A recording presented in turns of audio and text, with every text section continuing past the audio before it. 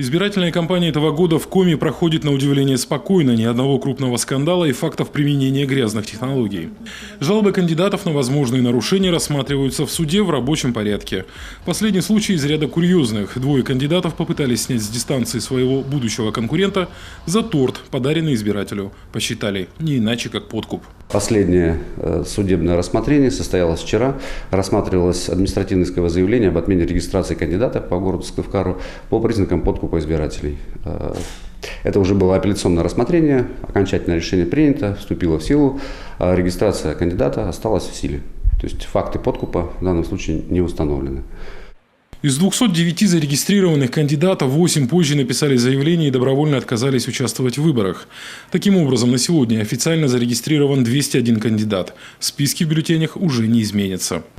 Всего на выборы в органы местного самоуправления зарегистрировано 43 самовыдвиженца, 62 представителя «Единой России», 47 от ЛДПР, 24 кандидата представляют «Справедливую Россию», 23 КПРФ и еще 2 от партии «Родина».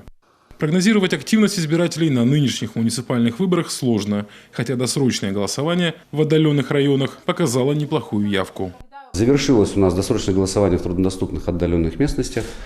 Достаточно хорошая явка была продемонстрирована. Около 50% избирателей, которые имели право проголосовать на выборах, действительно приняли участие. Вот надо сказать им спасибо за то, что вроде бы такие небольшие избирательные кампании, но тем не менее проявляют сознательность политическую, общественную. На всех 16 сыктывкарских участках будут применяться комплексы обработки избирательных бюллетеней. Их уже завозят в столичные школы.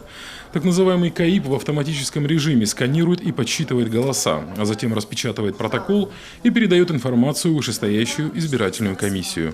Кроме того, 70% участковых избирательных комиссий будут использовать технологию QR-кодирования протокола об итогах голосования. То есть будут использовать вот именно машиночитаемую форму для заполнения протоколов. Это у нас уже традиционно. Это очень нравится участковым избирательным комиссиям. К сожалению, не везде мы можем это обеспечить, потому что есть комиссии в сельских, прежде всего, местностях, где нет специалистов, которые смогли бы работать с программным обеспечением. Избирательные участки в воскресенье откроются в 8 утра и будут работать до 20 часов вечера. Предварительные итоги основных, дополнительных и досрочных выборов в органы местного самоуправления огласят в следующий понедельник. Алексей Корчмалик, Костромин, телеканал Юрган, Сыктывкар.